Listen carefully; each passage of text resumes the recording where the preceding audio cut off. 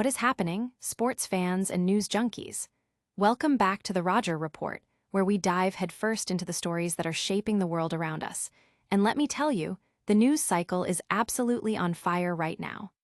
We've got developments that are shaking up major sports leagues, sparking heated legal battles, and even redefining cultural impact.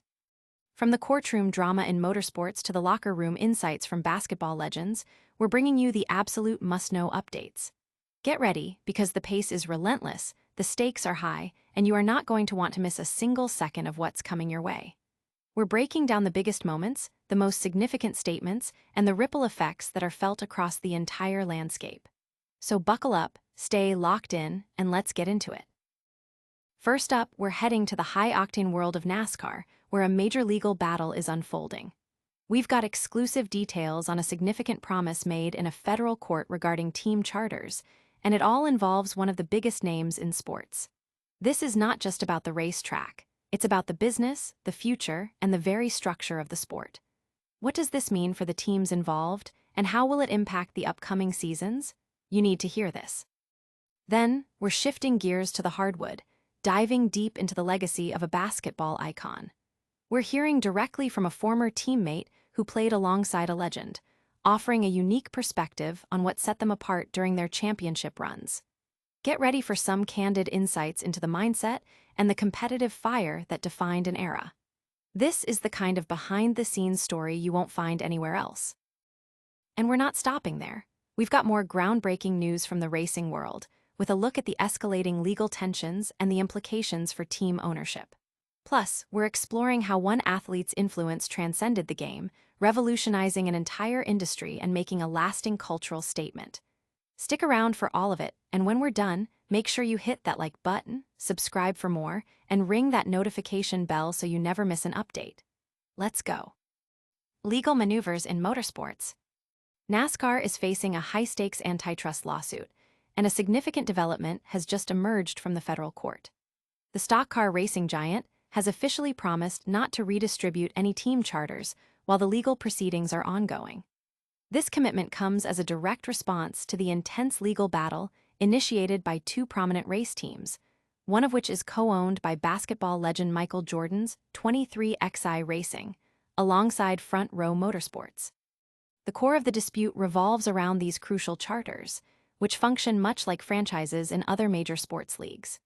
For the 2025 season, 23XI Racing and Front Row Motorsports refused to sign NASCAR's new charter agreements, opting instead to sue the organization. They accuse NASCAR, operated by the France family, of monopolistic practices and bullying tactics within the stock car racing market. At the heart of their argument is the financial disparity. Chartered teams receive significantly larger payouts compared to open teams, which do not have guaranteed starting spots in races. The teams are seeking to have 6 of their charters restored, ensuring their participation and financial stability for the upcoming season. During a recent heated hearing, U.S. District Judge Kenneth Bell pressed NASCAR on why it couldn't explore alternatives, such as selling one of the 4 open charters or developing a contingency plan. Such a plan would preserve the possibility of returning the disputed charters to 23XI and Front Row Motorsports should they win their case at trial. Currently, the 4 open charters are reserved for potential new manufacturers entering the sport, and with the 6 charters in question, there are effectively 10 open slots. The urgency of the situation was amplified by the potential for NASCAR to immediately redistribute these charters to other interested parties, a move the teams argued would effectively put them out of business. However, NASCAR's filing on Friday offered a temporary reprieve. The organization voluntarily pledged not to sell, lease, or convey any additional charters for the 2025 Cup Series season, and will limit any new charter issuances for the 2026 season to a maximum of 4. This voluntary commitment aims to allow NASCAR to focus on growing the sport and preparing for the upcoming trial, scheduled to begin December 1st. While this promise calms some of the immediate pressure, the team's attorney, Jeffrey Kessler, has stated that the pledge is moot and that they will present their arguments next week, maintaining that NASCAR's actions still pose irreparable harm. This legal standoff highlights the deep divisions within the sport. Of the 15 chartered organizations, only 23 Xi and Front Row Motorsports refused to sign the extended agreements, feeling cornered by NASCAR's final offer, which came with a strict deadline. Communications revealed during the court proceedings included expletive-laden text messages and emails, suggesting a highly acrimonious relationship. One message from NASCAR Commissioner Steve Phelps reportedly stated, "Give them the charters, pick a date, and they can sign or they can lose their charters. It is that simple." Another from Scott Prime, Vice President of Strategic Development, indicated, "We have all the leverage and the teams will almost have to sign whatever charter terms we put in front of them." Despite the ongoing legal drama, drivers from both 23XI Racing and other teams remain focused on the upcoming playoffs. Tyler Reddick and Bubba Wallace of 23XI, along with Denny Hamlin, expressed confidence in their ability to compete for the championship while the lawsuit progresses. But what does this legal promise truly mean for the future of team ownership in NASCAR? And as one legal battle heats up, we're also looking at how a basketball legend's influence revolutionized a completely different industry. The ultimate green light. When discussing the greatest shooting guards of the 1980s and 90s, Michael Jordan stands in a category all his own. While other talented players like Clyde Drexler, Reggie Miller, and Joe Dumars made strong cases, Jordan's dominance was unparalleled.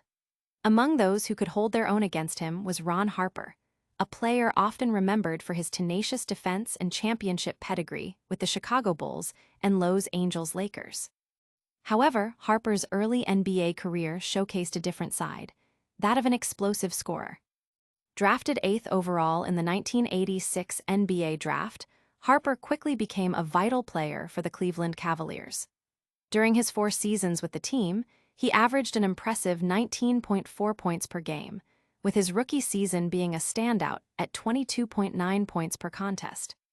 What makes this even more remarkable is that he achieved these scoring numbers while playing alongside other talented all-stars like Mark Price, Larry Nance, and Brad Daugherty, as well as 6th Man of the Year contender Rod Williams. Harper himself acknowledged Jordan's unique position on the court, stating, "When I played against MJ, he always gave me my respect and I always gave him his. But he had the ultimate green light." He elaborated that while he played with great players, his teammates didn't have the same singular offensive focus that Jordan did. "I always had guys on my teams who were great too. I had a Brad Daugherty, a Mark Price. I played with Hot Rod, so it's not like I could shoot as much as him," Harper explained. Harper wasn't necessarily claiming he could match Jordan's scoring output if given the same opportunities. Instead, he focused on his ability to remain competitive. "I'm not saying if I did shoot as much as him what would have happened," Harper conveyed. "I always told my teammates, MJ gonna score 32-35 and I'll be within 10 points, so I need one of you guys to outscore his teammates." Their head-to-head matchups saw Jordan win 18 of their 33 meetings, with Jordan averaging 35.1 points to Harper's 18.9. The narrative shifted significantly when Harper joined the Chicago Bulls late in the 1994-95 season, following Jordan's return from his baseball hiatus. With Jordan reasserting his dominance and Scottie Pippen solidifying his role, Harper recognized the need to adapt. He understood that to contribute effectively to a championship-contending team, he needed to redefine his value. "I felt that I could be a very good defensive ball player," Harper explained. "You've got to understand, I'm playing with MJ. This guy's god to the game of basketball. He's done everything on the basketball court, and once he came back last season, everybody was saying, 'Well, what is Ron Harper going to do now?' I had to change some, so I changed my role." This strategic shift transformed Harper from a high-volume scorer into a crucial defensive anchor. He took on the responsibility of guarding opposing teams' best perimeter players, a role that helped preserve Jordan and Pippen's energy for offensive endeavors. This defensive prowess was instrumental in the Bulls' 3 consecutive NBA championships in the 1990s. After the Bulls' dynasty concluded, Harper followed coach Phil Jackson to the Los Angeles Lakers, where he secured 2 more championship titles, further cementing his legacy as a vital role player. So, what was it about Jordan's mentality that gave him that ultimate green light? And how did Harper's adaptation highlight the team-first ethos that fueled those Bulls championships? Antitrust allegations escalate. NASCAR's ongoing legal dispute with two of its race teams, including one co-owned by basketball icon Michael Jordan, has intensified with new court filings ahead of a pivotal hearing. The core of the conflict remains centered on the distribution and ownership of team charters, which are essentially the sport's equivalent of franchises, guaranteeing participation and significant financial payouts. In a recent filing, NASCAR indicated its intention to issue one of the charters currently held by 23XI Racing and Front Row Motorsports to an unnamed team before the 2026 season. This move directly challenges the team's efforts to retain their charters, which they argue are essential for their financial viability and competitive standing.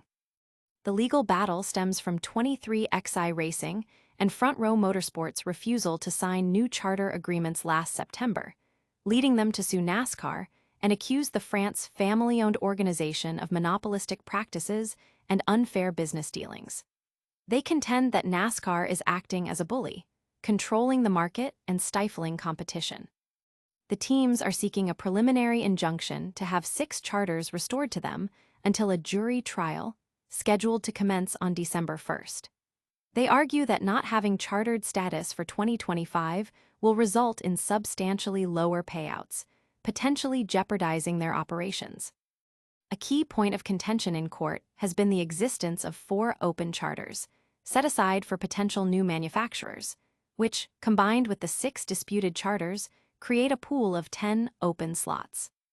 The teams have implored NASCAR and the court to consider alternatives, such as reassigning one of the open charters or devising a contingency plan that would allow for the return of their charters if they prevail in court. NASCAR's response has been to pledge not to redistribute any charters pending the lawsuit's conclusion, a voluntary commitment aimed at focusing on the sport's growth and trial preparation. However, the team's legal counsel views this promise as insufficient, arguing that NASCAR's past actions and ongoing conduct still inflict irreparable harm. The high-stakes nature of these charters is underscored by the fact that many teams felt pressured into accepting NASCAR's final offer, which included a tight deadline and the threat of charter revocation. Evidence presented in court has included contentious communications, such as text messages and emails, which shed light on the acrimonious relationship between NASCAR officials and team owners.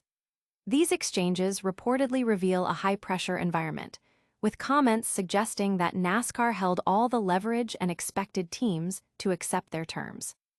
Michael Jordan himself has expressed a willingness to settle, but is prepared to see the case through to a jury trial, emphasizing his commitment to his team's position. Despite the legal turmoil, the focus remains on the upcoming racing season and the playoffs. Drivers associated with the involved teams, including Tyler Reddick and Bubba Wallace from 23XI Racing, and Denny Hamlin, who drives for Joe Gibbs Racing, have expressed their determination to compete at the highest level, regardless of the ongoing litigation. This legal entanglement raises serious questions about fairness and competition within NASCAR. And speaking of impact, how did one athlete's influence completely change the game, not just on the court, but in a whole new industry? MJ's sneaker revolution. Charles Barkley, a fellow Hall of Famer and former Nike athlete, recently shared a profound insight into the unparalleled impact of Michael Jordan on sports and culture, particularly within the realm of athletic footwear. According to Barkley, Jordan's signature shoe line, Air Jordan, didn't just create a successful product. It fundamentally changed how athletes and fans interacted with sneakers, making them a coveted fashion statement. Barkley articulated that while many NBA stars have achieved the distinction of having their own signature shoe lines, including modern icons like LeBron James, Kobe Bryant, Steph Curry, and Kevin Durant, none have replicated the cultural phenomenon initiated by Jordan. Everybody wanted Michael Jordan's shoes. "I told you, Michael Jordan made it cool," Barkley emphasized. He elaborated that Jordan is unique in sports history because his brand inspired a universal desire. Michael Jordan is the only person in the history of sports, or let's say the NBA, where everyone says, "I gotta have some of those." Barkley contrasted Jordan's impact with that of other legendary players. He acknowledged that current athletes have technologically advanced shoes with the latest features, but argued that they lack the historical weight and prestige associated with Air Jordans. Even successful lines from players like Allen Iverson and Kobe Bryant, while popular, haven't reached the same level of pervasive cultural demand. Barkley pointed out that while LeBron James is a phenomenal player, the same universal clamor for his footwear isn't evident. "LeBron's a great player, I don't know how his shoes are sellin'. Even Allen Iverson's had great shoes, Kobe's had shoes," Chuck expressed. "But Michael Jordan is the only guy where everybody says I gotta have some of those." Barkley recalled the era when brands like Converse attempted to leverage the popularity of stars like Magic Johnson and Larry Bird. While these efforts had some success, they never achieved the widespread cultural penetration or fervent demand that Nike and Jordan generated. He highlighted that Jordan's shoes were celebrated not only for their performance on the court, but also for their cutting-edge style, making them a must-have item year after year. Magic and Bird tried to do their thing for Converse, and nobody said, "I gotta have those." "Much as I respect those guys, but Michael, it was like an event every time his shoes came out," Barkley declared. He further detailed Nike's strategic genius in unveiling new Jordan models, often at the NBA All-Star Game, creating anticipation and buzz among players and fans alike. "And I know how Nike used to, like, at the All-Star Game, break 'em out. And all the players in the locker room was like, 'St, what are they gonna look like?'" Barkley recounted. "And it was like, I think that was the perfect way Nike did it, break 'em out every year at the All-Star Game." This approach turned sneaker releases into cultural events, solidifying the link between basketball excellence and fashion. Ultimately, Michael Jordan, through his Air Jordan line, didn't just revolutionize basketball, he fundamentally transformed sneaker culture. He made it aspirational to emulate his style and his success, creating a lasting legacy where being like Mike extended far beyond the court, influencing fashion, marketing, and the very concept of athletic stardom. So, what is it about the Air Jordan brand that continues to captivate audiences decades later? And as we wrap up, we'll give you a quick rundown of all the major stories we covered today. That's all the time we have for today, but what a show it was! We saw NASCAR promise not to redistribute charters amid a major lawsuit. We heard Ron Harper reflect on Michael Jordan's ultimate green light. We delved deeper into the escalating legal fight between NASCAR and Michael Jordan's team. And we celebrated how Michael Jordan made sneakers a must-have cultural phenomenon. Don't forget to smash that like button, subscribe to the Roger Report for all your breaking news and deep dives, and ring that notification bell so you're the first to know when we drop new content. Also, hit us up in the comments with your thoughts and follow us on all social platforms for behind-the-scenes action. We'll see you next time.